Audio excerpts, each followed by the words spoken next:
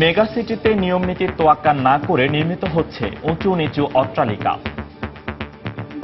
এখানে অনেক নিচে ছিল জায়গা আর এবং অনেক পচা পানি ছিল, ময়লা ছিল। নিজেরাই নিজেকে পরিকল্পনাভাবেই করতেছে, যে যে এরকম পারে ওইভাবেই উঠাইতে আছে। ঢাকা শহর একটা উন্মুক্ত ড্রেন, এটা কি পরিকল্পিত নগরীর বলা যায়? এটা হাস্যকর বিষয় না? ঢাকা বাঁচাতে পুনর্গঠনের তাগিদ বিশেষজ্ঞদের। স্যাটেলাইট সিটির পরিকল্পনা রাজুকের। ঢাকার চারপাশে আরো আবাসিক এলাকা স্যাটেলাইট সিটি করার আছে। ঢাকার গঠন অনুযায়ী কোথায় উঁচুতল হবে, কোথায় নিচুতল হবে, সেটা যেভাবে নির্ধারণ করা জরুরি, তার সাথে জরুরি ঘনত্ব সিদ্ধান্ত নেওয়া। যেই মুহূর্তে বালু ভরাট করা জায়গায় ভবন তৈরি হলো, সেই মুহূর্তে ভবনটা চিরজীবনের জন্য একটা ভয়ঙ্কর ঝুঁকির মধ্যে চলে যায়। দেখছিলেন বিশেষ শিরোনাম। দুপুরের সময়ে সঙ্গে আছি আমি ফয়সাল মোর্শেদ এবং আমি শিরিন আক্তার। এবার অন্যান্য শীর্ষ সংবাদ। গাজীপুরে কালিয়াকৈরে ট্রেনের ধাক্কায় প্রাইভেট কারের চালক ও একই পরিবারের 4 জনের মৃত্যু। ঢাকার সঙ্গে উত্তরের রেল যোগাযোগ বন্ধ। পদ্মা সেতুর মাদারীপুর শরীয়তপুর অংশের সংযোগ সড়কের উদ্বোধন।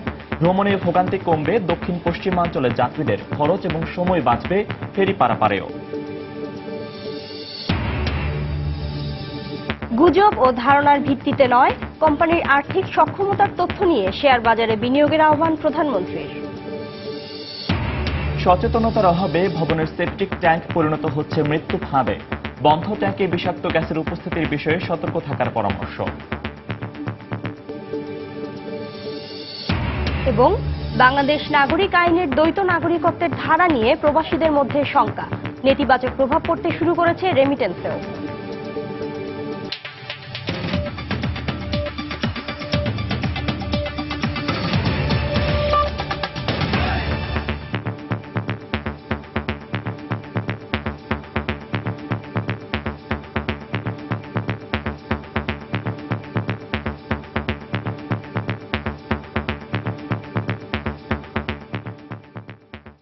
গাজীপুরে ট্রেনের ধাক্কায় প্রাইভেট কারে থাকা চালক ছাড়াও একই পরিবারের 4 জন নিহত হয়েছেন।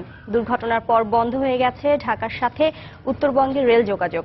পুলিশ জানায়, সকালে সোনাখালী এলাকায় রেল ক্রসিং পার হওয়ার সময় একটি প্রাইভেট কারকে পেছন থেকে ধাক্কা দেয় কলকাতাগামী মৈত্রী এক্সপ্রেস। এতে প্রাইভেট কারটি দুমড়ে মুচড়ে যায়। এ সময় চালক ছাড়াও গাড়িতে থাকা একই পরিবারের 4 জন নিহত হন। খবর পেয়ে ফায়ার সার্ভিস ঘটনাস্থলে পৌঁছে নিহতদের উদ্ধার করে। পাশাপাশি ট্রেনের 2টি বগি লাইনচ্যুত হয়ে যায়। এতে ঢাকার সাথে উত্তরবঙ্গের রেল যোগাযোগ বন্ধ রয়েছে। বগি সরাতে উদ্ধারকারী ট্রেন এখনো ঘটনাস্থলে পৌঁছায়নি। এদিকে দীর্ঘ সময় রেল লাইন বন্ধ থাকায় বিভিন্ন স্টেশনে বেশ কয়েকটি ট্রেন আটকা পড়েছে।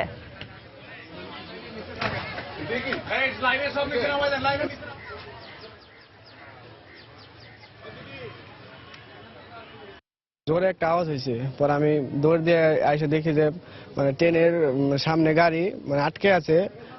ওই জায়গায় একটা বাড়ি খাইছে। আমার ভাগ্নি লাকি নাম, ওর একটা মেয়ে আর ওর যার ছেলে ও ড্রাইভার সহ খ্রিস্টান মিশনে স্কুলে ভর্তি করতে নিয়ে গেছিল। তখন ওই ট্রেনের মাঝখানে আসতে পরে গাড়ির উপর দিয়ে ট্রেন উঠাই দিছে। ট্রেনটি কালিয়াকৈর থানাধীন হিজলতলি রেল ক্রসিং পার হওয়ার অব্যবহিত পূর্বে একটা প্রাইভেট কারের সাথে সংঘর্ষ হয়। তো হিজলতলি রেল ক্রসিং পার হওয়ার পর দেখছেন যে এই স্থানে ট্রেনের ইঞ্জিনের সংলগ্ন বগিটির 4টি চাকা লাইনচ্যুত হয়ে যায়। তো ঢাকা থেকে রিলিফ ট্রেন ইতিমধ্যে রওনা হয়েছে। দর্শক, এই মুহূর্তে ঘটনাস্থলে রয়েছেন আমাদের সহকর্মী মাহমুদ রাকিব। আমরা সরাসরি চলে যাচ্ছি তার কাছে। রাকিব, ফয়সাল, ঠিক যখন আপনার সঙ্গে কথা বলছি আমি সেই গোয়ালবাথান রেল লাইনের সামনে থেকে বলছি। তো এখানে এই মুহূর্তের সবশেষ খবর হলো রেলের কাজটি কিন্তু মোটামুটি যে মেরামতের কাজ কিছুক্ষণ আগে শেষ হয়েছে। হয়তো কিছুক্ষণ পরই এই উত্তরাঞ্চলের সঙ্গে যে রেল লাইনটি আছে সেটি চালু করা হবে।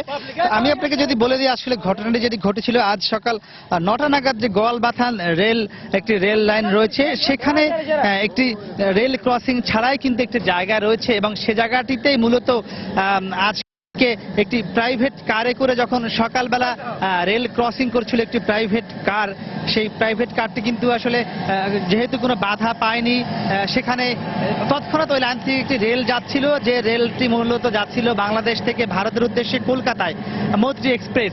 এবং এই যাওয়ার সময় কিন্তু হঠাৎ করে রাস্তা ক্রসের সময় সেই রেলগাড়ির মুখোমুখি হয়, যেহেতু সামনাসামনি পড়ার কারণেই কিন্তু এই রেল অ্যাক্সিডেন্টটি হয়। এবং এখানে আমরা দেখেছি যে মূলত কিন্তু একই পরিবারের 4 জন সহ মোট 5 জন ঘটনাস্থলে নিহত হয়েছে। এবং সবচেয়ে যে বিষয়টি মর্মান্তিক সেটি হলো যে আমরা দেখেছি কিন্তু সেই যে গাড়িটি অ্যাক্সিডেন্ট হওয়ার পর এখানকার যারা এলাকাবাসী তারা আমাদের জানিয়েছেন যে রেলগাড়িটির সামনে কিন্তু সেই প্রাইভেট কারটি প্রায় 1 কিলোমিটার সামনে কিন্তু ছিল, এবং 1 কিলোমিটার কিন্তু সেই রেলগাড়িটি চলেছে। এবং পরে যখন সামনে এসে একটি লোহার ব্রিজ ছিল, সেই লোহার ব্রিজের সঙ্গে কিন্তু আছড়ে পড়ার পরে প্রাইভেট কারটি ব্রিজের নিচে যে নদী সেখানে পড়ে যায়। এবং সেখানেই কিন্তু যেটি বলেছে যে হৃদয় বিদারক কাহিনী, এখানে দুজন মহিলা তারা কিন্তু রেল লাইনের সঙ্গে যে ব্রিজটি সেই ব্রিজে ঝুলেছিলেন, এবং একটি বাচ্চাও কিন্তু সেখানে ঝুলেছিলেন। তো আপনারা দেখতে পাচ্ছেন এখানে কিন্তু ইতিমধ্যে লাইনচ্যুত যে ট্রেনটি ছিল সেটি কিন্তু উদ্ধার হয়েছে। আমরা এখানে কথা বলেছিলাম, এখানকার যিনি রেলওয়ের কর্মকর্তা আছেন তিনি বলেছেন হয়তো এখন মূলত এই আশপাশে যেসব কিছু যন্ত্রাংশ আছে এগুলো সরানোর পরেই এই উত্তরাঞ্চলের সঙ্গে যে রেল লাইন বন্ধ রয়েছে সেটি চালু করে দেওয়া হবে। আরেকটি বিষয়, এখানকার এলাকাবাসী বলছেন এই গোয়ালবাথান যে রেল ক্রসিংটি রয়েছে এটি কিন্তু যেহেতু এখানে কোনো রেল ক্রসিং নেই, কোনো নিরাপত্তা প্রহরী নেই, এখানে কিন্তু বারবারই দুর্ঘটনা হচ্ছে বলে তারা আমাদেরকে জানিয়েছেন। এবং তারা বলছেন যে কোনো মূল্যে এখানে যদি একটি রেল ক্রসিং দেয়া না হয় এবং নিরাপত্তা কর্মী দেয়া না হয় তাহলে কিন্তু এই দুর্ঘটনা এখানে থামবে না, বারবারই ঘটছে, এটি ঘটতেই থাকবে।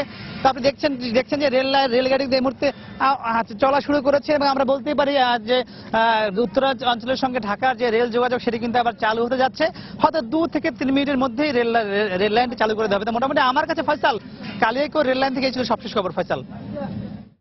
দর্শক, গাজীপুরের কালিয়াকৈরে ট্রেনের ধাক্কায় হতাহতের ঘটনার সবশেষ খবরাখবর জানাতে আমাদের সাথে সরাসরি যোগ দিয়েছিলেন সহকর্মী মাহমুদ রাকিব।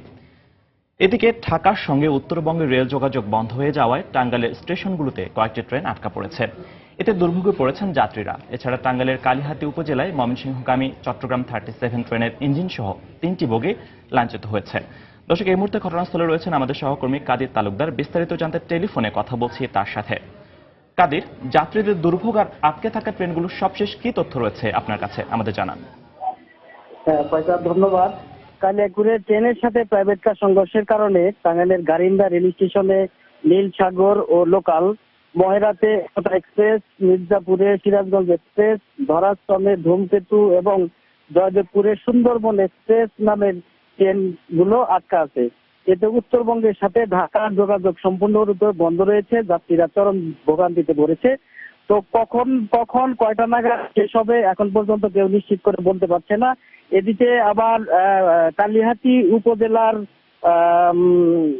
উপজেলার আরেকটি চট্টগ্রামের ট্রেন আটকা পড়েছে। সেই ট্রেনটিতেও ইঞ্জিন সহ 3টি বগি লাইনচ্যুত হয়েছে। এই কারণেও যাত্রীদের চরম ভোগান্তি শিকার হচ্ছে। এখন পর্যন্ত উদ্ধারকারী ট্রেন এখনো ঘটনাস্থলে এসে পৌঁছায়নি। এখানেও বলতে পারছে না যে কখন নাগাদ আসলে এই ট্রেনগুলো উদ্ধার হবে এবং যাত্রীদের ভোগান্তি থেকে লাঘব পাবে। তো এই হচ্ছে আমার কাছে সর্বশেষ তথ্য। দর্শক, গাজীপুরের ট্রেনের ধাক্কায় হতাহতের ঘটনায় আটকা পড়েছে অনেক ট্রেন, বন্ধ রয়েছে রেল যোগাযোগ কার্যক্রম। সেই ঘটনায় যাত্রীদের দুর্ভোগ আর আটকে থাকা ট্রেনগুলোর সবশেষ তথ্য জানাচ্ছিলেন আমাদের সহকর্মী কাদির তালুকদার। যাচ্ছি পরের প্রসঙ্গে। মূল পদ্মা সেতুর 2 বছর আগে চালু করা হলো জাজিরা প্রান্তের 1 নম্বর এপ্রোচ রোড। দুপুরে সড়ক পরিবহন ও সেতুমন্ত্রী আনুষ্ঠানিকভাবে এ সড়কের উদ্বোধন করেন। শিবচর কাঁঠালবাড়ির এই অ্যাপ্রোচ রোড এই অঞ্চলের যোগাযোগ ব্যবস্থার যুগান্তকারী ভূমিকা রাখবে উল্লেখ করে মন্ত্রী বলেন, সব গুজব উড়িয়ে দিয়ে যথাসময়ে শেষ হবে পদ্মা সেতুর নির্মাণ কাজ। মাদারীপুর থেকে সঞ্জুয়েলের রিপোর্ট, ছবি তুলেছেন সাইফুল ইসলাম। মসৃণ পিচ ঢালা সড়ক, যেখানে জড়িয়ে আছে কোটি মানুষের স্বপ্ন। মূল পদ্মা সেতুর কাজ শেষ হবে 2018 সালের ডিসেম্বরে। তবে তা 2 বছর আগেই সম্পন্ন করা হয়েছে সেতুর 2 প্রান্তের সংযোগ সড়ক। মাওয়া প্রান্তে 1.5 কিলোমিটার সড়কের শতভাগ কাজ শেষ। এবার জাজিরা প্রান্তে 10.5 কিলোমিটার সংযোগ সড়কের মধ্যে 8 কিলোমিটারের বেশি সড়কের কাজ শেষ হয়ে এসেছে। এখনই তাই তার সুফল দিতে আনুষ্ঠানিকভাবে খুলে দেয়া হলো এই সড়ক। পদ্মা সেতুর নির্মাণ ইনশাআল্লাহ আমরা প্রধানমন্ত্রীর প্রতিশ্রুতি পূরণে যথাসময়ে নির্মাণ কাজ আমরা সম্পন্ন করব। সড়কের সুবিধা পেতে মাদারীপুরের কাওড়াকান্দি ঘাটটিকে 5 কিলোমিটার এগিয়ে আনা হয়েছে কাঁঠালবাড়িতে। ফলে এলাকাবাসীও উচ্ছ্বসিত পদ্মা সেতুর সুফল পেয়ে। উপকার বিভিন্ন দিক দিয়ে পাবো আমরা, ঢাকা ব্যবসা বাণিজ্যের দিক দিয়ে, বা আমি না করতে আমার ছেলে পেলে করতে পারবো, লাভবান উন্নতি ফুলাহানি করবো না, খাটবো এখানের যে গরিব মানুষ যারা আছে এদের ঢাকা গিয়ে আর গার্মেন্টস চাকরি করা লাগবে না, এখানে বড় বড় গার্মেন্টস ফ্যাক্টরি হবে, বিভিন্ন ফ্যাক্টরি, এই ফ্যাক্টরি চাকরি করে এলাকার বিশাল উন্নতি করবে। জাজিরা সংযোগ সড়কে 5টি ব্রিজ, 8টি ওভারপাস এবং 20টি কালভার্ট নির্মাণ করা হয়েছে। মূল পদ্মা সেতু চালুর 2 বছর আগেই এই অ্যাপ্রোচ রোড 1টি খুলে দেওয়ার ফলে দেশের দক্ষিণ পশ্চিমাঞ্চলবাসী এখন থেকেই পেতে শুরু করবেন সুফল।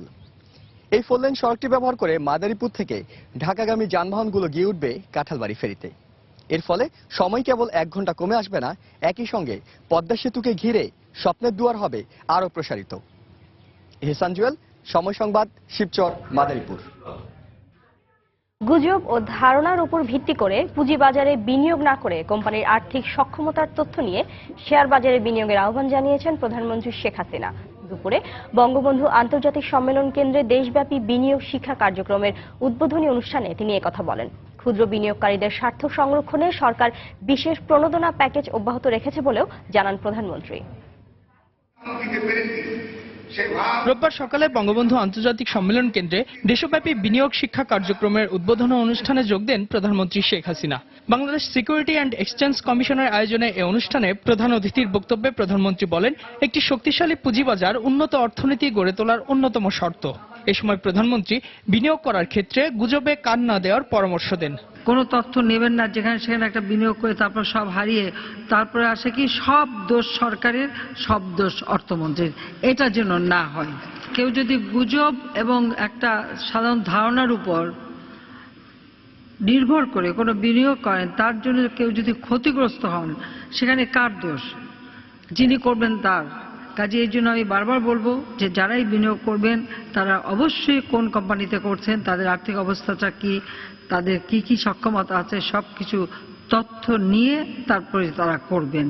শেয়ার বাজারে লেনদেন কারচুপি ও অনিয়ম শনাক্ত করতে যথাযথ পদক্ষেপ নেওয়া হয়েছে জানিয়ে প্রধানমন্ত্রী বলেন, ক্ষুদ্র বিনিয়োগকারীদের স্বার্থ সংরক্ষণে বিশেষ প্রণোদনা প্যাকেজ অব্যাহত রেখেছে সরকার। পুঁজিবাজারে ক্ষতিগ্রস্ত ক্ষুদ্র বিনিয়োগকারীদের সহায়তা তহবিল নামে 900 কোটি টাকার তহবিল গঠন করা হয়েছে। এই তহবিল থেকে ক্ষতিগ্রস্ত ক্ষুদ্র বিনিয়োগকারীদের মাঝে সহায়তা প্রদান করা হচ্ছে। ক্ষতিগ্রস্ত ক্ষুদ্র বিনিয়োগকারীদের জন্য আইপিওতে 20% কোটা সংরক্ষণ করা হয়েছে। জনগণের সঞ্চয় অভ্যাস গড়ে তোলা এবং সঞ্চিত অর্থের সঠিক বিনিয়োগের সিদ্ধান্ত নিতে পারার সক্ষমতা অর্জনে বিনিয়োগ শিক্ষা অত্যন্ত গুরুত্বপূর্ণ। আমরা মনে করি যে আমরা যে বিনিয়োগ শিক্ষার ব্যবস্থা নিচ্ছি তার ফলে সচেতনতা সৃষ্টি হবে এবং সঠিক সিদ্ধান্ত নিয়ে সঠিক জায়গায় বিনিয়োগ করে লাভবান হতে পারবেন। এর আগে সকালে রাজধানীর আগারগাঁওয়ে বাংলাদেশ সিকিউরিটি অ্যান্ড এক্সচেঞ্জ কমিশনের নবনির্মিত ভবনের উদ্বোধন করেন প্রধানমন্ত্রী। ইজাজ শৌমিক, সময় সংবাদ, ঢাকা। মেগা সিটি ঢাকা একই সময়ে জন্ম নেয় অনেক শহরই এখন বিশ্বে পরিকল্পিত নগরীর শীর্ষে থাকলেও ঢাকা রয়েছে অপরিকল্পিত নগরীর শুরুর কাতারে। মানুষের আগমনের সাথে ঢাকার পাল্লা দিয়ে বাড়ছে উঁচু নিচু অট্টালিকা, যার বেশিরভাগই নিয়মনীতির তোয়াক্কা না করে নির্মিত হচ্ছে। বিশ্লেষকদের জন্য সেবাদানকারী প্রতিষ্ঠানগুলোকে দায়ী করে ঢাকাকে বাঁচাতে পুনর্গঠনের তাগিদ দিয়েছেন। তবে রাজুক বলছে, পরিকল্পিত নগরীর জন্য শহর থেকে সরাতে হবে শিল্প, ব্যবসা ও শিক্ষা প্রতিষ্ঠান সহ সব সংস্থার কার্যালয়। মাহমুদ রাকিবের রিপোর্ট। প্রতিদিনই দেশের বিভিন্ন প্রান্ত থেকে জীবিকার তাগিদে ঢাকায় আসছে 1,500-এরও বেশি মানুষ, যাদের বেশিরভাগেরই পূর্ব থেকে নির্ধারিত থাকে না মাথা গোঁজার জায়গা। বিপুলে জনগোষ্ঠীকে বুকে ধারণ করতে গিয়ে তিলোত্তমা ঢাকায় তাই প্রতিনিয়ত অপরিকল্পিতভাবে গড়ে উঠছে নতুন নতুন ভবন। মূল ঢাকায় আর জায়গা না থাকায় এখন শহরের আশপাশের ডোবা কিংবা নালা ভরাট করেও ইচ্ছে মতো আবাসনের ব্যবস্থা করছে নগরবাসী। এখানে অনেক নিচে ছিল জায়গা আর এবং অনেক পচা পানি ছিল, ময়লা ছিল। সরকার থেকে এখানে কোনো পরিকল্পনা করা হয় নাই। যে এরকম পারে ওইভাবেই উঠাইতে আছে আর কি, নিজেরাই নিজেকে পরিকল্পনাভাবেই করতে আছে। সঠিক পরিকল্পনা না থাকায় আবাসনের পাশাপাশি মৌলিক নাগরিক সুবিধা থেকেও বঞ্চিত থাকছেন অনেক মানুষ। কিসের পরিকল্প ঢাকা? আমরা তো ঢাকা কোনো ইয়া পাই না। তাতে আমাকে গ্যাস নাই, আমরা গ্যাসটা কি পাক করি? আমরা গাড়ি পাক করি। রাস্তা চটপটি বেশি, তার 4-5 ছেলে মেয়ে নাতিলে এক রুমে সবাই থাকি। ঢাকা শহর একটা উন্মুক্ত ড্রেন, এটা কি পরিকল্পিত নগরীর বলা যায়? এটা হাস্যকর বিষয় না? সন্ধ্যার পর তো আমরা মশার জ্বালায় থাকতে পারি না। যখন বৃষ্টির পানিগুলো এদিক দিয়ে হয় তখন বিশ্রী একটা দুর্গন্ধ হয়।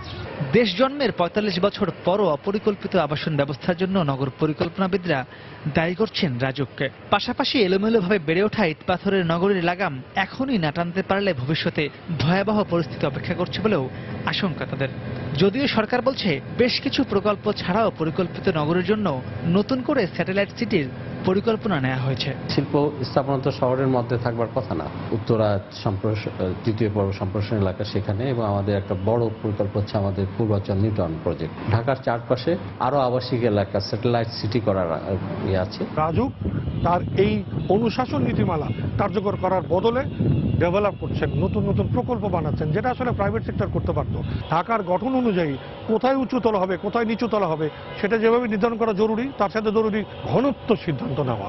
যেই মুহূর্তে বালু ভরাট করা জায়গায় ভবন তৈরি হলো, সেই মুহূর্তে ভবনটা চিরজীবনের জন্য একটা ভয়ঙ্কর ঝুঁকির মধ্যে চলে যায়।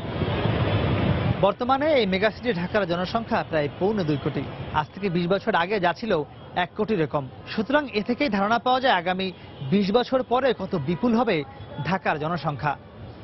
তাই এই বিপুল সংখ্যক জনগোষ্ঠীর জন্য সুপরিকল্পিত নগরী গড়ে তুলে সেখানে আবাসন ব্যবস্থা করা যে কারোর জন্যই নিঃসন্দেহে চ্যালেঞ্জের ব্যাপার। তবে বিশ্লেষকরা মনে করেন সেটা একেবারে অসম্ভব নয়। শুধু দরকার ঢাকার বিকেন্দ্রীকরণ এবং এর সঙ্গে সংশ্লিষ্ট সব প্রতিষ্ঠানের মধ্যে সমন্বিত কার্যক্রম। মাহমুদ রাকিব, সময় সংবাদ, ঢাকা। গুলশানের ডিএনসিসি মার্কেটের অক্ষত অংশ ব্যবহারে সতর্ক থাকতে হবে বলে জানিয়েছে বুয়েটের 3 সদস্যের বিশেষজ্ঞ দল।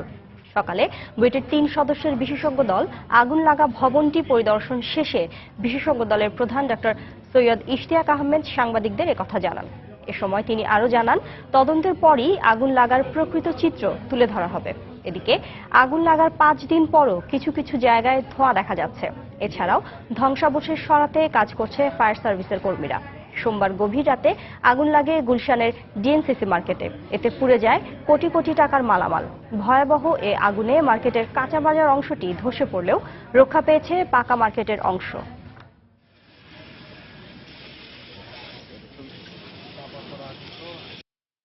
এই বিল্ডিংটা আমরা বুয়েট থেকে 2009 সালে আমরা একবার পরীক্ষা নিরীক্ষা করেছিলাম।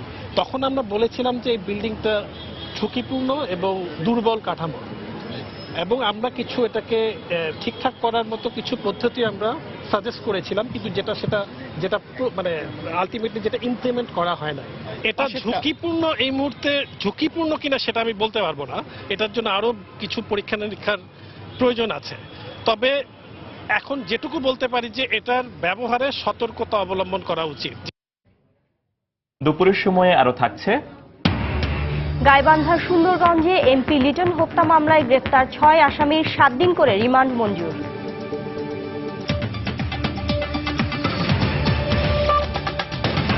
সেপটিক ট্যাঙ্ক বাড়ি বা ভবনের গুরুত্বপূর্ণ একটি অংশ, অথচ এটি যেন দিন দিন হয়ে উঠছে মৃত্যু ফাঁদ।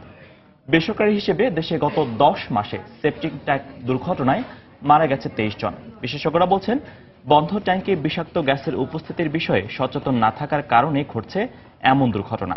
এ থেকে উত্তরণে বেশ কিছু পরামর্শ দিয়েছেন তারা। বিস্তারিত থাকছে তোহা খান তামিমের রিপোর্টে। আমার মাসুম বাবা যে মায়ের এই বিলাপ আর বিষণ্ণ মুখ সন্তান হারানোর কষ্টে। গাজীপুরের কালীগঞ্জের বাসিন্দা মাসুম তার চাচাতো ভাই জুয়েলকে নিয়ে বাসার সেপটিক ট্যাঙ্ক পরিষ্কার করতে নামেন। ট্যাঙ্কে নেমে জুয়েল অসুস্থ হয়ে পড়লে তাকে উদ্ধারে নামে মাসুম। জুয়েলকে উদ্ধার করলেও উঠতে পারেননি তিনি নিজে। পরে তাকে বাঁচাতে গিয়ে একইভাবে অচেতন হয়ে মারা পড়েন বড় ভাই মহসিনও।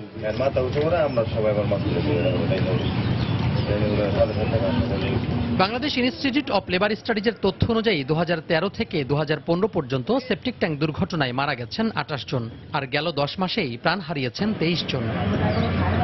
বুয়েটের বিশেষজ্ঞদের মতে সেপটিক ট্যাঙ্কের ভেতরে জৈব পদার্থ পচনের কারণে তৈরি হয় মিথেন ও হাইড্রোজেন সালফাইডের মতো গ্যাস। এ অবস্থায় ট্যাঙ্কের ভেতরে ঢুকলে অক্সিজেনের প্রবল ঘাটতি দেখা দিতে পারে। এছাড়া দাহ্য যে কোনো পদার্থ এর সংস্পর্শে নিলে বিস্ফোরণ ঘটতে পারে। পাশাপাশি ট্যাঙ্কে তৈরি হতে পারে সালফিউরিক অ্যাসিড, যা ওয়াল বা স্ল্যাবে ধসের কারণ হতে পারে। এখানে তো অক্সিজেনের স্বল্পতা এবং খুব যে গ্যাসটা আছে সেটার বিষক্রিয়া খুব তীব্র। অনেকদিন থেকে যদি পরিষ্কার করা না হয় তাহলে একটি বড় গ্যাসের চেম্বারে পরিণত হবে এটি। বিশেষজ্ঞরা বলছেন ট্যাঙ্কের মুখ খোলার পরপরই ট্যাঙ্কে প্রবেশ করা বিপজ্জনক। প্রথমে পানি দিয়ে পুরো ট্যাঙ্ক ভরে ফেলতে হবে। দীর্ঘদিন অব্যবহারে পড়ে থাকা পানির ট্যাঙ্ক পরিষ্কারের সময়ও সাবধানতা অবলম্বনের পরামর্শ ফায়ার সার্ভিসের। গাছের লতা পাতা বড় ডাল কেটে লড়াচড়া করলেন, পানি দিয়ে পুরাটা ফ্লাডেড করে ফেললেন, তাহলে কিন্তু গ্যাস বের হয়ে গেছিল। দেওয়ার সময় তারপরে আপনার electrical line turn off turn on করা যাবে না, তারপরে হলো আপনার মোবাইল ব্যবহার করা যাবে না। সেপটিক ট্যাঙ্ক পরিষ্কার করতে গিয়ে বিষক্রিয়ায় মৃত্যুর ঘটনা দেশে প্রায়ই ঘটছে। এই অবস্থায় বিশেষজ্ঞরা বলছেন ট্যাঙ্কির ভিতরে পর্যাপ্ত পরিমাণে অক্সিজেন আছে কিনা তা নিশ্চিত হয়ে ট্যাঙ্কি পরিষ্কার করতে হবে। পাশাপাশি ব্যক্তি পর্যায়ে সচেতনতায় দিতে পারে এই অবস্থা থেকে মুক্তি। তোহাকান তামিম, সময় সংবাদ, ঢাকা। দেখছেন দুপুরের সময়। দুরন্ত বাইসাইকেল, উড়ে চলো দুরন্ত গতিতে। নতুনভাবে 11টি পণ্যে পাটের বস্তা ব্যবহার বাধ্যতামূলক করার সিদ্ধান্ত নিয়েছে বস্ত্র ও পাট মন্ত্রণালয়। চলতি বছর থেকেই এই সিদ্ধান্ত কার্যকর করা হবে বলেও জানানো হয়। এতে অভ্যন্তরীণভাবে পাটের ব্যবহারই শুধু বাড়বে না, উৎপাদনও বেড়ে যাবে বলে জানান পাট প্রতিমন্ত্রী। পরিবেশ বান্ধব দেশ গড়তে ও কৃষককে পাট উৎপাদনে উৎসাহী করতে সরকারের এই উদ্যোগ পাট শিল্পের উন্নয়ন ত্বরান্বিত করবে বলে মনে করছেন বাজার বিশ্লেষকরা। বিস্তারিত জানাচ্ছেন কাজল আব্দুল্লাহ। ধান, চাল, গম, ভুট্টা সহ 6টি পণ্যে পাটের বস্তা ব্যবহার বাধ্যতামূলক আইন 2010 বাস্তবায়নে 2015 সালের শেষ সময় থেকে বিভিন্ন পদক্ষেপ নেয় বস্ত্র ও পাট মন্ত্রণালয়। মাঠ পর্যায়ে আইনটি যথাযথভাবে কার্যকর করার ফলে অভ্যন্তরীণভাবেই প্রায় 15% পাটের ব্যবহার বেড়ে যায়। এরই ধারাবাহিকতায় নতুন করে আরো 11টি পণ্যে পাটের বস্তা ব্যবহার বাধ্যতামূলক করা হচ্ছে বলে জানায় মন্ত্রণালয়। 10%-এর বেশি কিন্তু আমরা লোকালি কিন্তু কনজিউম করতে পারতাম না, কিন্তু এই ম্যান্ডেটরি প্যাকেজিং অ্যাক্ট বাস্তবায়নের পরে কিন্তু 25% কিন্তু লোকালি কনজিউম করতেছি। আমরা নতুন কিন্তু আরো পণ্য কিন্তু ম্যান্ডেটরি প্যাকেজিং অ্যাক্টের সাথে ইনক্লুড করতেছি। সেটা হয়ে যাওয়ার পরে আমাদের মিনিমাম 35% কিন্তু লোকালি আমরা কনজিউম করতে পারতেছি। এই আইন বাস্তবায়ন করা গেলে পাটের উৎপাদনও বাড়বে বলে জানান পাট প্রতিমন্ত্রী। আমার যেহেতু অভ্যন্তরীণ ব্যবহার বৃদ্ধি পাইছে, তাহলে আন্তর্জাতিকভাবে যেটা আমি রপ্তানি করতাম সেই রপ্তানির বাজার যদি আমার ঠিক রাখতে হয় তাহলে প্রোডাকশন বাড়ানো ছাড়া আমার কোনো উপায় নেই। নতুন 11টি পণ্যের মধ্যে রয়েছে পেঁয়াজ, আদা, রসুন, আলু, আটা, ময়দা, ডাল, হলুদ, মরিচ, ধনিয়া, তুষ, কুড়া। এসব পণ্যে পাটের বস্তা ব্যবহার বাধ্যতামূলক করার ফলে ভোক্তা পর্যায়ে ব্যয় কিছুটা বৃদ্ধি পেলেও সরকারের এমন সিদ্ধান্তকে ইতিবাচক হিসেবে দেখছেন বাজার বিশ্লেষকরা। পাটের এই ব্যবহারটা আপনি ম্যান্ডেটরি করছেন, সেটা কিন্তু একটা প্রভাব আপনার 11টা পণ্যের যে আপনার খরচ তার উপর পড়বে। তারপরে আমি মনে করি যে ওভারঅল আপনার যদি আমরা পরিবেশ নিয়ে চিন্তা করি, মানে পরিবেশের বিষয়টা খেয়াল করলে কিন্তু আপনার এই ধরনের ম্যান্ডেটরি ব্যবহার দরকার। অভ্যন্তরীণভাবে ও আন্তর্জাতিক বাজারে চাহিদা বেড়ে গেলে দামও বৃদ্ধি পায় পাটের, তাই স্থানীয় পর্যায়েও ন্যায্য মূল্য নিশ্চিতের পরামর্শ সংশ্লিষ্টদের। কাজল আব্দুল্লাহ, সময় সংবাদ, ঢাকা। দুপুরের সময়ে আরো থাকছে বছরের শুরুতে ভারী তুষারপাত আর ঠান্ডায় বিপর্যস্ত নিউ ইয়র্কের জনজীবন, জরুরি সতর্কতা জারি, বিপাকে প্রবাসীরাও। এবং ওয়ানডের পর টি20 সিরিজেও হোয়াইট ওয়াশ হল বাংলাদেশ, টাইগারদের 27 রানে হারালো নিউজিল্যান্ড।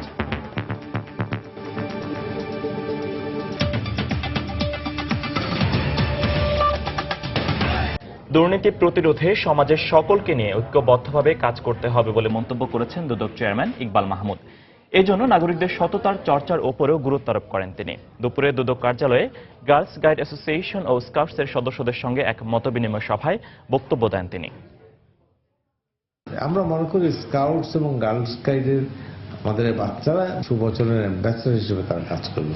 দুর্নীতি বলেন, খারাপ কাজ বলেন, অনৈতিক কাজ বলেন, কোনো কিছুই সম্মিলিতভাবে যদি আমরা উদ্যোগ গ্রহণ না করি এবং সে অনুযায়ী কার্যক্রম গ্রহণ না করি তাহলে সম্ভবত প্রতিরোধ করা সম্ভব না। গাইবান্ধা সুন্দরগঞ্জের সংসদ সদস্য মঞ্জুরুল ইসলাম লিটন হত্যা মামলায় গ্রেপ্তার 6 আসামির 7 দিন করে রিমান্ড মঞ্জুর করেছেন আদালত। সকালে গাইবান্ধার অতিরিক্ত চিফ জুডিশিয়াল ম্যাজিস্ট্রেট আদালতের বিচারক মইনুল হাসান ইউসুফ রিমান্ড আবেদন মঞ্জুর করেন। সকালে আদালতে হাজির করে আসামিদের 7 দিনের রিমান্ডের আবেদন জানায় পুলিশ। শুনানি শেষে আসামিদের জামিন আবেদন নামঞ্জুর করে 7 দিন করে রিমান্ডের নির্দেশ দেন আদালত। এর আগে গতকাল লিটন হত্যা মামলায় 6 জনকে গ্রেফতার দেখানো হয়।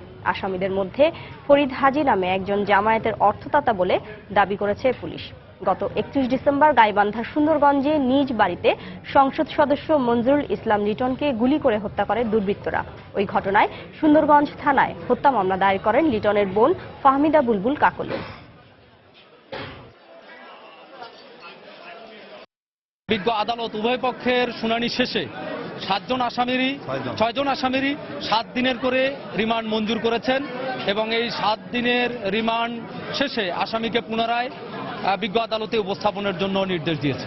আমরা আশা করছি যে এইসব জিজ্ঞাসাবাদের ভিতর দিয়ে হয়তো সঠিক তথ্যটি উদ্ঘাটিত হবে এবং প্রকৃত আসামিদেরকে আইনের আওতায় নিয়ে এসে সঠিক শাস্তি বিধান করা সম্ভব হবে।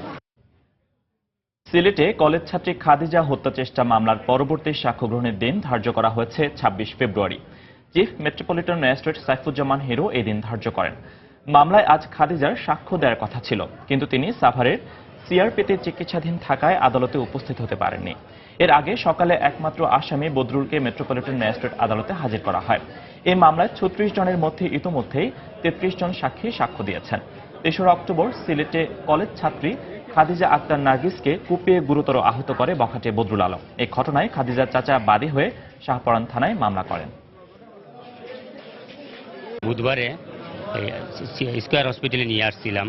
ডাক্তার সাহেব ওর মাথায় যে পানিটা জমাট হয়েছে সেটা নিয়ে খুব একটি চিন্তিত আছেন। এর জন্য খাদিজাকে রিলিজ দেওয়া হয় নাই বা সাক্ষীদের জন্য দেওয়া হয় নাই। আমরা আদালতের কাছে 1 মাসের সময় প্রার্থনা করেছি যে খাদিজা যাতে সুস্থ হলে আমরা আদালতে এসে সাক্ষ্য প্রদান করতে পারে। তাই আজকে আদালত আমাদের সেই আবেদন মঞ্জুর করেছেন এবং মঞ্জুর করে আগামী 26/2 আগামী তারিখ ধার্য করেছেন। বাংলাদেশ নাগরিক আইন 2016 এর খসড়া মন্ত্রিপরিষদে অনুমোদনের পর প্রবাসীদের মধ্যে প্রতিক্রিয়া দেখা দিয়েছে। এমনিতে যুক্তরাজ্যের ভিসা প্রাপ্তিতে অনিশ্চয়তা, প্রবাসীদের দেশে বিনিয়োগে নানা ভোগান্তি সহ জমি জমা নিয়ে জটিলতার কারণে বর্তমান প্রজন্ম দেশে আসা প্রায় ছেড়েই দিয়েছে। তার উপর বিলে দ্বৈত নাগরিকত্বের নতুন আইন সংযোজনে আশঙ্কা দেখা দিয়েছে দেশ বিমুখতার। এরই মধ্যে সম্পত্তি বিক্রি করে দিতে শুরু করেছেন অনেকে, যার নেতিবাচক প্রভাব পড়েছে রেমিটেন্সেও। বিস্তারিত জানাচ্ছেন ইকরামুল কবির, ছবি তুলেছেন দিগেন সিংহ।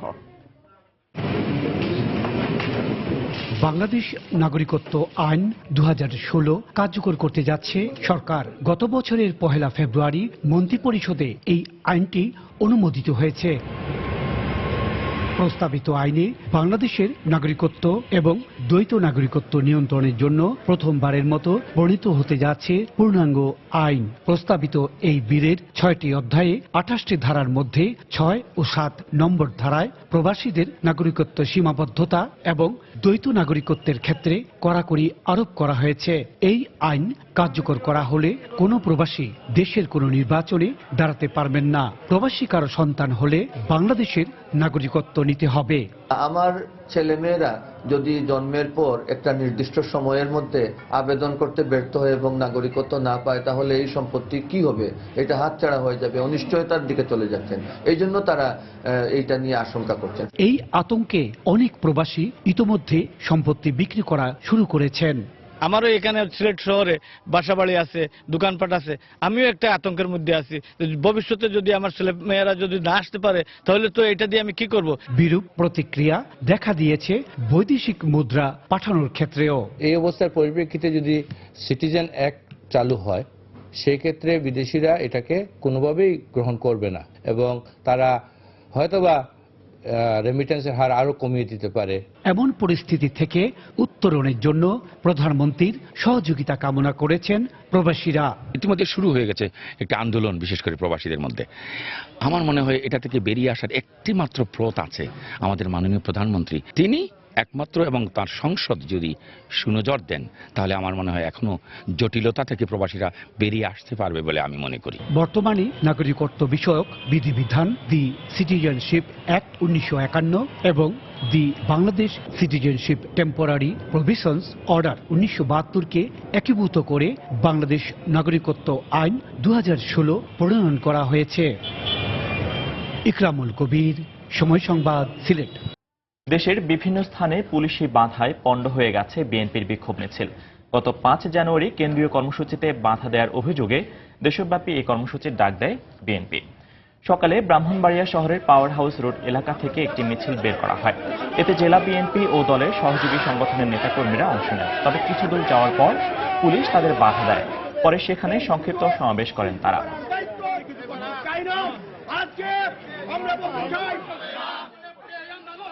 এদিকে ঝিনাইদহে বিক্ষোভ মিছিলের চেষ্টা করে জেলা বিএনপি, তবে পুলিশি বাধায় মিছিলটি পণ্ড হয়ে যায়। মিছিলে বাধা দেওয়ায় সরকারের কঠোর সমালোচনা করেন বিএনপি নেতারা।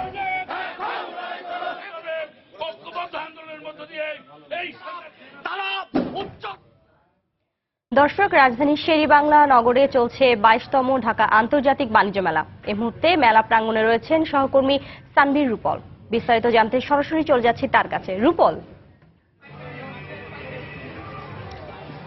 শিরিন, 22তম ঢাকা আন্তর্জাতিক বাণিজ্য মেলার 8ম দিনের এখন সকাল পেরিয়ে কিন্তু এখন দুপুর হতে চলেছে এবং দুপুরের যে সময়টুকু আপনি জানেন যে শীতের দিন একটু ছোট থাকায় স্বাভাবিক অর্থে দুপুরের পরপরই দেখা যায় হঠাৎ করেই বিকেল হয়ে যায় এবং সন্ধ্যা হয়ে যায়। সেই কথা মাথায় রেখে ক্রেতা দর্শনার্থীরাও কিন্তু আস্তে আস্তে আসতে শুরু করেছেন বাণিজ্য মেলা প্রাঙ্গণে এবং আস্তে আস্তে দেখা যাচ্ছে যে ক্রেতা সমাগম যেমন বাড়ছে, দর্শনার্থীদের সংখ্যাও বাড়ছে এবং সকালে আমি যে চিত্র দেখেছি তার চেয়ে কিছুটা ভিন্ন চিত্রই লক্ষ্য করছে যতই সময় গড়াচ্ছে ততই। এবং এখন আমি বাণিজ্য মেলার যে প্রান্তে আছি সেই প্রান্তের এই জায়গাটিতে সব ধরনের জিনিসপত্রই কিন্তু দেখা যায় এবং সব ধরনের জিনিসপত্রেরই দোকান এখানে রয়েছে, যার ফলে বিশেষ করে দেখা যায় যে গৃহস্থলী যে জিনিসপত্র আছে সেই জিনিসপত্র পাশাপাশি কসমেটিক্স এবং খাবারের দোকান পর্যন্ত এই জায়গা এই লাইনটিতে আছে, যার ফলে দেখা যাচ্ছে যে বেশিরভাগ ক্রেতারা এই দিকটাতেই বেশি আনাগোনা দেখা যাচ্ছে এবং অন্যান্য দিকটাতেও এরকম ছড়ানো ছিটানো যে দোকানগুলো আছে সেই দোকানগুলোতেও মানুষজনের ভিড় রয়েছে। যদিও ক্রেতা দর্শনার্থীরা দেখা যাচ্ছে যে দেশি স্টলগুলোর পাশাপাশি বিদেশি স্টলগুলোর দিকেও যাচ্ছেন এবং বিদেশি স্টলগুলোর দিকে কারণ হচ্ছে সারা বছর যে ধরনের জিনিসপত্র তারা কিনে থাকেন তার চেয়ে একটু ভিন্নধর্মী জিনিসপত্র কিনতে এই মেলা প্রাঙ্গণে তারা ভিড় করছেন এবং দেখতে পাচ্ছি যে বিদেশি স্টলগুলোর ব্যাপারে তারা যেটুকু বলছেন সেটি হচ্ছে গিয়ে এক জায়গায় বিদেশি স্টলগুলো ক্রেতারা পাচ্ছেন না, যার ফলে তারা বলছেন যে বিদেশি স্টলগুলো যেহেতু বাণিজ্য মেলা বিশেষ করে আসে এবং সেই সব স্টলগুলো যদি এক জায়গায় থাকে তাহলে তাদের জন্য জিনিসপত্র বাছাই করতে এবং কিনতেও বেশ সুবিধা হয়। মেলা চলবে 1 মাস ব্যাপী, যার প্রথম সপ্তাহ এর মধ্যে শেষ হয়ে গেছে। তবে বিক্রেতারা যেটুকু বলছেন যে আস্তে আস্তে করে মেলার সময় যত বাড়বে এবং দিন যত বাড়বে তত কিন্তু মেলা আরো জমে উঠবে এবং তাদের বেচা বিক্রিও ভালো হবে। তো 8ম দিনের দুপুরের বাণিজ্য মেলার যে খবরাখবর ছিল এটুকুই। ধন্যবাদ রূপল। ঢাকা আন্তর্জাতিক বাণিজ্য মেলা থেকে কেনাকাটার সর্বশেষ খবর জানাচ্ছিলেন সহকর্মী সানভীর রূপল। বাংলাদেশের অর্থনীতিতে ব্রেক্সিটের প্রভাব পড়বে না বলে মন্তব্য করেছেন প্রধানমন্ত্রীর অর্থ বিষয়ক উপদেষ্টা ডক্টর মশিউর রহমান। সকালে রাজধানীর হোটেল সোনারগাঁওয়ে সেন্টার ফর এনআরবি আয়োজিত এক সেমিনারে এ মন্তব্য করেন তিনি। এ সময় ইইউ এর মতো বড় অর্থনৈতিক জোট থেকে বেরিয়ে যাওয়ার নেতিবাচক প্রভাব কাটিয়ে উঠতে ব্রিটেনের সময় লাগবে বলেও মন্তব্য করেন তিনি। এ অবস্থায় দেশটিতে রপ্তানি প্রবৃদ্ধি ধরে রাখতে সরকার তৎপর রয়েছে বলেও জানান মশিউর রহমান। ইইউ ব্রিটেনকে একটি বড় বাজারে প্রবেশের সুযোগ করে দিয়েছিল, যার প্রভাব রয়েছে দেশটির অর্থনীতিতে। তাই ক্রমবর্ধমান চাহিদা মেটাতে হলে ব্রিটেনের উৎপাদন বাড়াতে হবে এবং সুলভ মূল্যে পণ্য আমদানির বাজার খুঁজতে হবে। এক্ষেত্রে ব্রিটেন বাংলাদেশ থেকে কম দামে পোশাক কেনার পাশাপাশি এদেশের দক্ষ জনশক্তিকেও কাজে লাগাতে পারে। মাদারীপুর শহরের গাছে গাছে ঝুলছে ব্যানার, ফেস্টুন, পোস্টার সহ বিভিন্ন ধরনের শুভেচ্ছা বিজ্ঞাপন। গাছ পরিবেশের সবচেয়ে বড় বন্ধু হলেও মানুষের নির্মম অত্যাচার থেকে রক্ষা পাচ্ছে না। যত্রতত্র পেরে বা তার কাটার মাধ্যমে গাছকে বিজ্ঞাপনের জন্য ব্যবহার করায় ক্ষুব্ধ নাগরিক সমাজ। অবশ্য শিগগিরই এ বিষয়ে কঠোর ব্যবস্থা নেওয়ার আশ্বাস দিলেন পৌর মেয়র সঞ্জয় কর্মকার। অভিজিতের তথ্য ও শাহাদাত আকনের ছবি নিয়ে ডেস্ক রিপোর্ট। মাদারীপুর জেলা প্রশাসকের বাসভবনের সামনের চিত্র। এই গাছটিতে পেরেক বা তার কাটা ঠুকে সেটে দেওয়া হয়েছে নামে বেনামের একাধিক বিজ্ঞাপন। প্রতিদিন জেলা প্রশাসক এ রাস্তা দিয়ে যাতায়াত করলেও গাছে বিজ্ঞাপনের বিষয়টি চোখে পড়েনি তার। একই অবস্থা পুলিশ সুপারের কার্যালয় সদর থানার সামনেও। এখানে টানিয়ে দেওয়া হয়েছে বিভিন্ন সংগঠনের শুভেচ্ছা বিজ্ঞাপন। এছাড়া শহরের শকুনি লেকের পাশ ঘেঁষে গড়ে ওঠা গাছগুলো রক্ষা পায়নি নির্মম অত্যাচার থেকে। এতে পরিবেশের যেমন ক্ষতি হচ্ছে তেমনি জেলা শহরের সৌন্দর্যও নষ্ট হচ্ছে। এগুলো আমাদের প্রাকৃতিক যে সৌন্দর্যগুলো আছে এই গাছপালা আমাদের দিতেছে সেগুলো সম্পূর্ণরূপে নষ্ট করে ফেলাইতেছে, দেখতে খারাপ দেখা যাইতেছে। বেশ কিছু এলাকায় দেখলাম আমরা সাইনবোর্ড এবং বিলবোর্ড, এটা কিভাবে কারা লাগায় কেন লাগায় আমরা জানি না। পরিবেশবিদরা বলছেন কর্তৃপক্ষ পদক্ষেপ না নেয় গাছের উপর মানুষের অত্যাচার থামছে না। এই সাইনবোর্ড বিলবোর্ডগুলো একদিকে যেমন প্রাকৃতিক সৌন্দর্যটা নষ্ট করছে, অন্যদিকে গাছগুলোর সূর্য কিরণ পাচ্ছে না, যার কারণে গাছগুলো ঠিক মতো বেড়ে উঠতে পারছে না। প্রয়োজনীয় প্রাকৃতিক পরিবেশে প্রচুর ক্ষতি হচ্ছে। এদিকে অনুমতি ছাড়া গাছে গাছে টানানো এসব সাইনবোর্ড সহ বিভিন্ন বিজ্ঞাপনের কথা স্বীকার করে আইন অমান্যকারীদের বিরুদ্ধে দ্রুত কঠোর ব্যবস্থা নেওয়ার কথা জানালেন পৌর মেয়র। মাদারীপুরে যত্রতত্র আনাচে কানাচে যেটা দৃষ্টি গোচর হয় আমরা তাৎক্ষণিকভাবে সেটা প্রত্যাহার করার ব্যবস্থা করি এবং আমরা অচিরেই আরো একটি অভিযানের মাধ্যমে এগুলো নিয়ে প্রত্যাহার করে নিয়ে আসবো। অন্যদিকে অবৈধ বিলবোর্ড সাইনবোর্ড উচ্ছেদে সব সহযোগিতার আশ্বাস দিলেন সদর উপজেলা প্রশাসনের শীর্ষ কর্মকর্তা। পৌরসভার ভিতরে কোনো গাছ, কোনো স্থাপনায়, কোনো ব্যানার, বিলবোর্ড এগুলো লাগানো আইনত নিষিদ্ধ। মূলত পৌরসভার এখতিয়ার এই বিষয়গুলো দেখভাল করার এবং আমাদের প্রশাসনিক সহযোগিতা চাইলে আমরা অবশ্যই সহযোগিতা করব। মাদারীপুর পৌরসভার তত্ত্বাবধানে 60টি সাইনবোর্ড থেকে বছরে 80,000 টাকা আয় হয়। আর মাদারীপুর শহরে অনুমতি ছাড়া 1000-এরও বেশি ব্যানার, ফেস্টুন, সাইনবোর্ড ও বিলবোর্ড রয়েছে। সময় সংবাদ, মাদারীপুর। ভুল পরিচয়ে সিলেট কেন্দ্রীয় কারাগারে যাবজ্জীবন সাজা ভোগ করা রিপন আহমেদ ভুট্টোকে সিলেট চিফ জুডিশিয়াল ম্যাজিস্ট্রেট আদালতে তোলা হয়েছে। এই মুহূর্তে আদালত এলাকায় আছেন সহকর্মী আব্দুল আহাদ। চলে যাচ্ছি তার কাছে। আহাদ। হ্যাঁ, ধন্যবাদ শিরিন। আপনি যেমনটি বলছিলেন যে সিলেট কেন্দ্রীয় কারাগারে আপনারা যেমনটি জানেন যে আমরা গত কয়েকদিন থেকে সংবাদ প্রচার করে আসছি যে ইকবাল হোসেন বকুল একজন যাবজ্জীবন আসামি, তার পরিবর্তে সিলেট কেন্দ্রীয় কারাগারে রিপন আহমেদ ভুট্টো নামের আরেকজন সাজা ভোগ করছেন এবং তিনি যাবজ্জীবন কারাবন্দী হিসেবেই তিনি কারাগারে আছেন। তো আমাদের আসলে এই সংবাদটি প্রচারের পর একটি বিচার বিভাগীয় তদন্ত কমিটি গঠন করা হয়েছিল সিলেটের চিফ জুডিশিয়াল ম্যাজিস্ট্রেটকে প্রধান করে এবং কিছুক্ষণ আগে, এখন থেকে 2 মিনিট আগে এই রিপন আহমেদ ভুট্টোকে চিফ জুডিশিয়াল ম্যাজিস্ট্রেট এই আদালতে তোলা হয়েছে এবং আজকে হয়তো তাকে জিজ্ঞাসাবাদ করা হবে সে কিভাবে কারাগারে প্রবেশ করলো এবং তাকে কারা ঢুকিয়েছে। যদিও সে আমাদের কাছে অভিযোগ করেছে যে পুলিশ তাকে জোর করে তাকে ধরে নিয়ে রাস্তা থেকে তাকে আদালতের মাধ্যমে কারাগারে ঢুকে দিয়েছিল, এমনটি সে আমাদের কাছে অভিযোগ করেছে। তবে এই যে বিচার বিভাগীয় তদন্ত কমিটি যেটা গঠন করা হয়েছে, এই কমিটির মাধ্যমে আসলে পরিষ্কার হবে যে সে কিভাবে কারাগারে প্রবেশ করেছে এবং কারা এর সাথে সংশ্লিষ্ট এই বিষয়গুলো উঠে আসবে।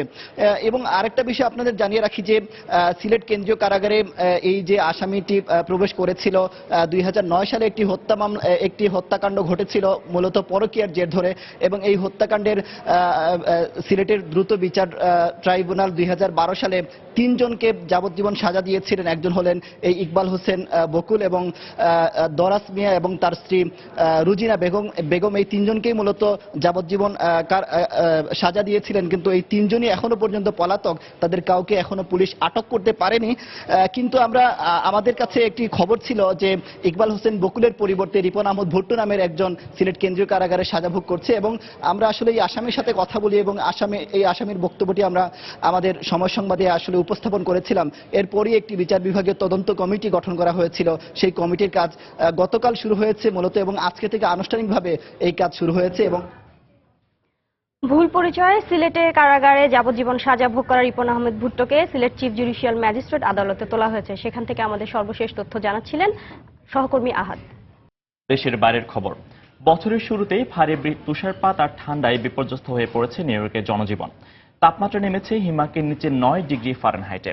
স্থানীয় সময় শনিবার ভোর থেকে শুরু হওয়া তুষারপাতের কারণে নিউ ইয়র্কের শহরসহ রাজ্যের দক্ষিণাঞ্চলে তুষারঝড়ের জরুরি সতর্কতা জারি করা হয়েছে।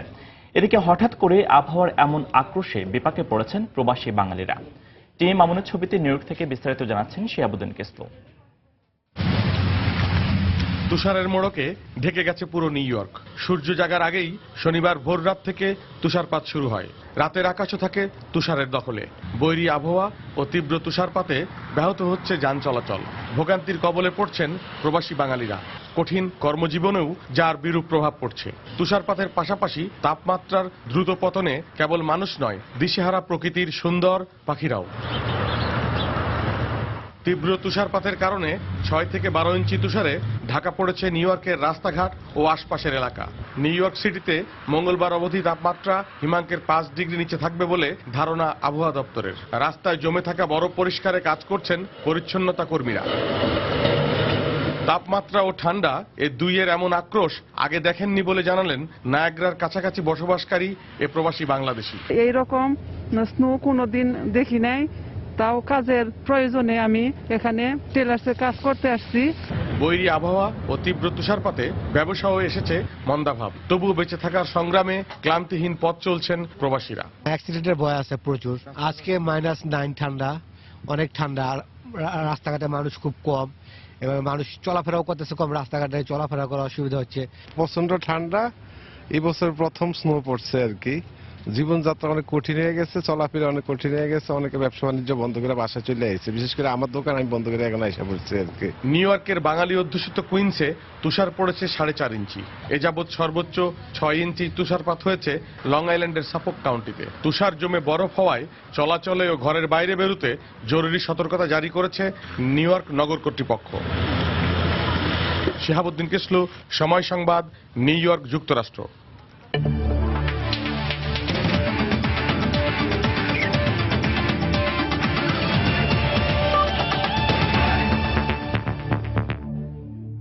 বাংলাদেশ নিউজিল্যান্ড টি20 প্রসঙ্গ। আবারও ব্যর্থ হলো বাংলাদেশ। ওয়ানডের পর টি20 সিরিজেও হোয়াইট ওয়াশ হয়েছে টাইগাররা। সিরিজের শেষ টি20তে বাংলাদেশকে 27 রানে হারিয়েছে নিউজিল্যান্ড। মাউন্ট মঙ্গানুয়ে যে বে ওভালে টস হেরে ব্যাট করতে নেমে 4 উইকেটে 194 রান করে নিউজিল্যান্ড। জবাবে ব্যাট করতে নেমে 6 উইকেটে 167 রানে থামে মাশরাফির ইনিংস। বে ওভালে টস হেরে ব্যাটিংয়ে নেমে জিমি নিশাম আর কেন উইলিয়ামসন ভালো শুরুর ইঙ্গিত দিয়েছিলেন, তবে উইকেটে তাদের জমে উঠতে দেননি রুবেল হোসেন। দারুণ এক বাটারফ্লাইয়ে শেষ জিমি নিশাম। এর কিছুক্ষণ পর আবারও রুবেল ফেরান আগের ম্যাচের নায়ক কলিন মুনরোকে। টম ব্রুস মোসাদ্দেক সৈকতের স্রোতে ভেসে গেলে 41 রানে 3 উইকেট হারায় নিউজিল্যান্ড। এরপর আর ঠেকানো যায়নি অধিনায়ক কেন উইলিয়ামসন আর কোরি অ্যান্ডারসনের ব্যাটিং তাণ্ডব। রান বন্যায় ভাসিয়েছেন বাংলাদেশের বোলারদের। 72 বলে 124 রানে জুটি গড়ে মাশরাফির ওভারে সাকিব তামিমের হাতে 2 বার জীবন পাওয়া কেন উইলিয়ামসন ফেরেন ব্যক্তিগত 60 রান করে। কিন্তু থামানোই যাচ্ছিল না অ্যান্ডারসনের ব্যাটিং ঝড়। ছক্কার বৃষ্টি ঝরালেন বে ওভালে। শেষ পর্যন্ত তার ক্যারিয়ার সেরা 41 বলে 10 ছক্কা আর 2 চারে 94 রানে দানবীয় ইনিংসে 194 রানে বিশাল সংগ্রহ পায় কিউইরা। আস্কিং রান রেটের সাথে পাল্লা দিয়ে দারুণ শুরু বাংলাদেশের, কিন্তু আবারও সেই ছন্দপতন। ট্রেন্ট বোল্টের বাউন্সে বাউন্স ব্যাক করলেন তামিম ইকবাল। ব্যক্তিগত 24 রানে ফেরেন তিনি। এরপর সৌম্য আর সাব্বির মিলে ম্যাচে রাখলেন বাংলাদেশকে, কিন্তু শেষ ফিনিশিং কেউই দিতে পারলেন না। সৌম্য 42 আর সাব্বির 18। ঠিক সমান রানে মাহমুদুল্লাহ আউট হলে 12 ওভারে 4 উইকেটে 122 রান অতিথিদের। তখনও ম্যাচে ছিল বাংলাদেশ, কিন্তু তাই তো সময়ের দাবি মেটাতে পারতেন সাকিব আল হাসান, কিন্তু পারেননি আস্কিং রান রেটের সাথে কুলে উঠতে। সাকিব 41 রান করলেও নিউজিল্যান্ডের মাটিতে জয়টা অধরাই থেকে যায় বাংলাদেশের। ভক্তদের আবদার কিউই ক্রিকেটাররা মেটাচ্ছেন, তবে মেটাতে পারেননি বাংলাদেশের ক্রিকেটাররা। নিউজিল্যান্ডের মাটিতে জয়ের স্বপ্ন আর বাস্তবতার ফারাক স্পষ্টই ফুটে উঠল। ব্যাটিং, বোলিং, ফিল্ডিং এই 3 বিভাগেই ডুবিয়েছে বাংলাদেশকে। নিউজিল্যান্ডের মাটিতে জয়ের গল্প ভবিষ্যৎ প্রজন্মকে শোনাতে তাই অপেক্ষা করতে হবে আরো দীর্ঘ সময়। মাঙ্গানুয়ের বে ওভাল থেকে হুমায়ুন কবির রোজ, সময় সংবাদ, নিউজিল্যান্ড। এদিকে ব্যাটিং সহায়ক উইকেট হওয়ার পরও ব্যাটসম্যানরা রান করতে না পারায় হতাশ বাংলাদেশ দলের অলরাউন্ডার সাকিব আল হাসান। পাশাপাশি দলগত পারফরম্যান্সের অভাবকে হারের বড় কারণ হিসেবে দেখছেন তিনি। এদিকে টেস্টের আগে কন্ডিশনের সঙ্গে অনেকটা মানিয়ে নিলেও টাইগারদের জন্য তা খুব একটা সহজ হবে না বলে মনে করছেন সাকিব। যত ভালো উইকেটটা ছিল, অনেক বেশি রান করা উচিত ছিল, করতে পারিনি। সো সেই দিক থেকে একটু ডিসঅ্যাপয়েন্টিং অবশ্যই। আমরা জায়গায় জায়গায় ভালো করছি, সেটা ব্যাটিংয়ে বলেন, বোলিংয়ে বলেন, কিন্তু টিম হিসাবে আমরা পুরোটা যেভাবে খেলার দরকার একটা ম্যাচ জেতার জন্য, ওটা আসলে আমরা এই 6টা ম্যাচের একটাতেও করতে পারি। এতদিন ধরে যেহেতু আসি, সো কন্ডিশনের সাথে একটু হলেও তো মানায় নিতে পারছি আমরা, আমার কাছে মনে হয়। যদিও টেস্টের উইকেট কমপ্লিটলি ডিফারেন্ট হবে এবং আমার কাছে মনে হয় অনেক বেশি ডিফিকাল্ট হবে আমাদের জন্য এর থেকেও। দুপুরের সময় এ পর্যায়ে শিশু সংবাদ জানিয়ে দিচ্ছি আরো একবার। গাজীপুরের কালিয়াকৈরে ট্রেনের ধাক্কায় প্রাইভেট কারের চালক ও একই পরিবারের 4 জনের মৃত্যু। প্রায় 6 ঘন্টা পর ঢাকার সঙ্গে উত্তরের রেল যোগাযোগ শুরু। পদ্মা সেতুর মাদারীপুর শরীয়তপুর অংশের সংযোগ সড়কের উদ্বোধন। ভ্রমণে ভোগান্তি কমবে দক্ষিণ পশ্চিমাঞ্চলের যাত্রীদের, খরচ এবং সময় বাঁচবে ফেরি পারাপারেও। গুজব ও ধারণার ভিত্তিতে নয়, কোম্পানির আর্থিক সক্ষমতার তথ্য নিয়ে শেয়ার বাজারে বিনিয়োগের আহ্বান প্রধানমন্ত্রীর। সচেতনতার অভাবে ভবনের সেপটিক ট্যাঙ্ক পরিণত হচ্ছে মৃত্যু ফাঁদে। বন্ধ ট্যাঙ্কে বিষাক্ত গ্যাসের উপস্থিতির বিষয়ে সতর্ক থাকার পরামর্শ। এবং মেগাসিটিতে নিয়মনীতি তোয়াক্কা না করে নির্মিত হচ্ছে উঁচু নিচু অট্টালিকা। ঢাকা বাঁচাতে পুনর্গঠনের তাগিদ বিশেষজ্ঞদের। স্যাটেলাইট সিটির পরিকল্পনা রাজুকের। এই ছিল দুপুরের সময়। যে কোনো খবর পেতে ভিজিট করুন সময়নিউজ.tv। সঙ্গেই থাকুন সময়ের।